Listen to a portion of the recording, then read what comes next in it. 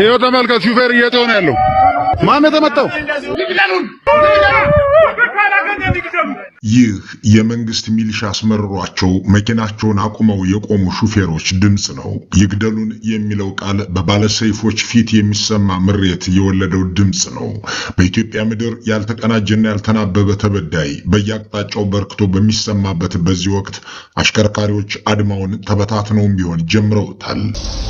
3 ዓመት በረዳትነት 10 ዓመት በሹፍርና ቆይቻለሁ። ሁኔታው አልመቻች ብሎ በሹፍርና ወጣው። ጓደኞቼ መኪኖች አሉ። አልፎ አልፎ በከተማ እንቀሳቀሳለሁ። ወደ ሌላ ቦታ መኪና ያዝ ይሉኛል። ግን ያለው ወቅታዊ ጉዳይ አሁን በጣም አስቸጋሪ ነው። ያው ነገ ደህና ቀን ይመጣል በማለት ምን ተቀምጠናል ማለት ነው። አደጋ ነው። በዚህ ተቀጠለ አሁን የሹፌር ጉዳይ በጣም ከባድ ነው። እኔ እንኳን ማውቃቸው በመተማ መስመር ኦልሞስት ወደ 7 አካባቢ ሆነው ጓደኞች የሞቱት ማለት ነው። ጓደኞች ማውቃቸው። እኔ ግን ፈርቻ ስለተውኩት ይዋለው እስካሁን ድረስ። በኢትዮጵያም ሆነ በሌላ የዓለም ክፍል ያልተናበበ ደግሞም ያልታገለ ህዝብ መብቱን አረጋግጦም ድልም ተጎናጽፎ እንደማያውቅ የፖለቲካ ታሪክ ያስተምራል። ይህ በዚህ ሰሞን መታየት ጀምሯል። ደሞዝ የተከለከለ መምህር ሳልበላ አላድርም ብሎ ቤቱ አለ። አድማ መምታቱ እየሰፋና እየተስፋፋ ሲሄድ መንግስት ያልተለመደ ድንጋጤ ወረረው። በአንዳንድ አካባቢዎች ብር በፌስታልና በማዳበሪያ እየያዘ ወደ ባንኮች ሄደ። ለወራት ያቀበውን ደሞዝም ውሰዱና አስተምሩ እያለ መቀስቀስ ጀመረ። ክልል ብለህ ደሞዝ አትጠይቀኝ ተብሎ በአገሪቱ መሪ የተፌዘበት፣ ትምህርት ቤቶችን እዘጋለሁ እየተባለ በትምህርት ሚኒስትሩ የተዛተበት የኢትዮጵያ መምህር ካልታገለ መብቱ እንደማይከበር ጥያቄውም እንደማይመለስ የገባው ይመስላል። እናም ዘግተው ቤታቸውን ዋሉ። መንግስትም ለውጊያ ሊያውለው የነበረውን ቢያንስ የሰሩበትን ደሞዛቸውን ለመክፈል እየተገደደ ነው። በመሰል መንገድ ሐኪሞች የቢጫ ካርድ መዘዋል።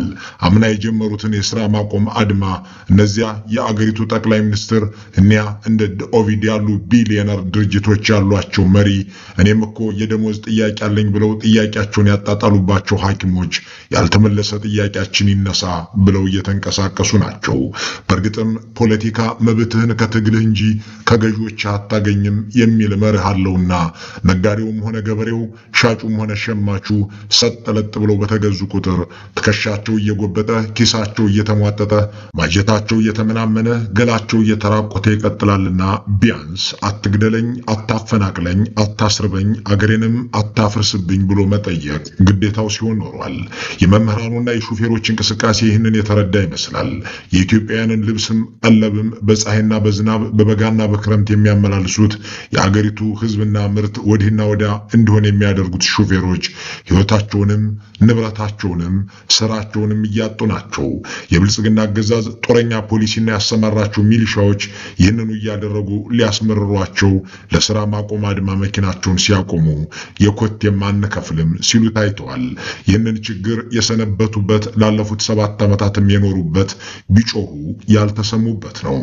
ተመልከቱ፣ ይኸውላችሁ ስንት ቦታ መሰላችሁ? 1 2 3 4 5 6 7 8 ለአብነት ይህንን ሹፌር እንመልከተው። እንዲህ የተደረደሩ ወረቀቶችን ሲቆጥር አንድ የተማሪዎቹን የፈተና ወረቀት ለማረም የተቀመጠ አስተማሪ ሊመስል ይችላል። ሰውየው ሹፌር በእጁ የሚያገላብጠው ደግሞ ወረቀት በመንገዱ ላይ ለቆሙ ኬላዎች የከፈለውን ገንዘብ የሚያሳዩ ደረሰኞች ናቸው። አገር ማስተዳደር ያልሆነለት መንግስትነትን በኬላ ማቆም የተካው የብልጽግናው ስብስብ አገሪቱን የኬላ ምድር አድርጓት በየከተማው የኮቴ የሚያስከፍል ሚሊሻ ካሰማራ ሰነባብቷል። መከላከያ ይቀርጣል፣ ሚሊሻ ይቀርጣል፣ የክልል ፖሊስ ይቀርጣል፣ የፌዴራል ገቢዎች ኬላዎች ያሏቸው ክልሎች የጉምሩክ መቅረጫ ገመዶች በየመንገዱ ዘርግተዋል። ወረዳዎች በየከተሞቻቸው መግቢያ የዘረጉት ሲባጎ እልፍ ነው። ያለቀ መስሎ ይሄ ደግሞ የማይታየው ነው፣ ከጀርባ ነው።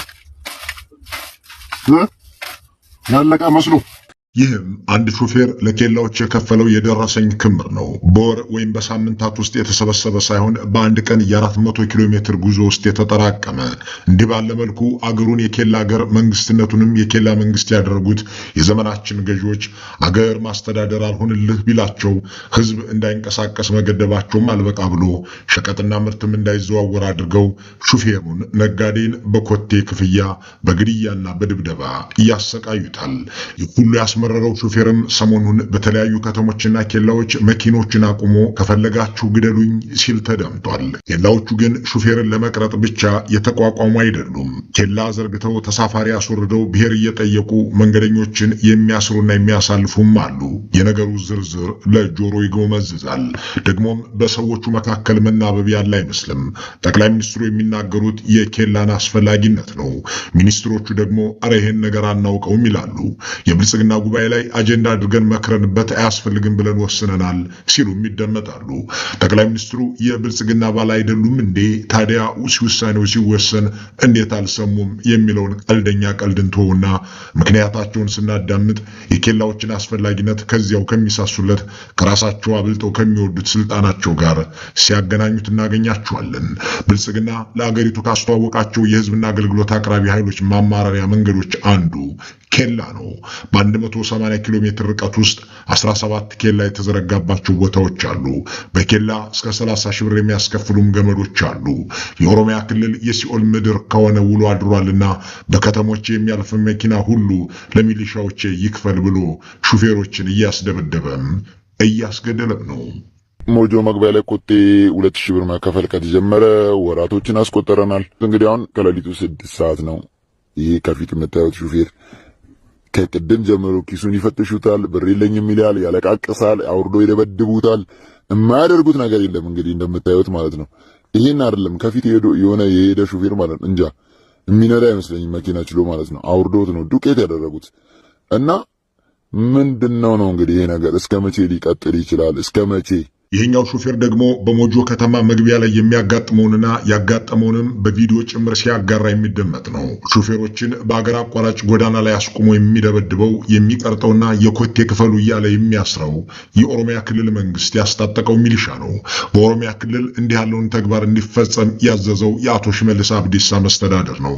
ኢትዮ ፎረም የተመለከተውና በኦሮሚያ ክልል መንግስት አስተዳደር ገቢዎች ቢሮ ኃላፊ መስከረም ዲባባ ተፈርሞ ሰኔ 5 ቀን 2016 ዓ.ም የተጻፈው ደብዳቤ ኬላ ተጥሎ ክፍያ እንዲፈጸም ያዛል።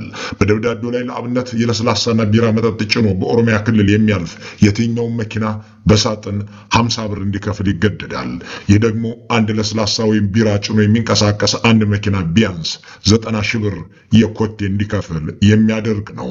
አንድ ሹፌር ከጅቡቲ ተነስቶ በትናንሽም በትላልቅም ከተሞች ታጣቂ በዘረጋው ገመድ ቦታ ላይ ሁሉ ሲከፍል ቆይቶ አዲስ አበባ የሚደርሰው እጅግ በትንሹ 20 ብር የኬላ ክፍያ ፈጽሞ ነው። በአማራ ክልል ከባህር ዳር እስከ ጎንደር ባለው 185 ኪሎ ሜትር መንገድ ውስጥ ብቻ 17 ኬላዎች አሉ። በአማካይ በየ10 ኪሎ ሜትሩ ኬላ አለ እንደማለት። አንድ የጭነት መኪና ከባህር ዳር ተነስቶ ወደ ትግራይ ለመሄድ ሲነሳ ወልዲያን እስኪያልፍ ድረስ ለኬላ ክፍያ ብቻ በትንሹ 120 ሺህ ብር ይከፍላል።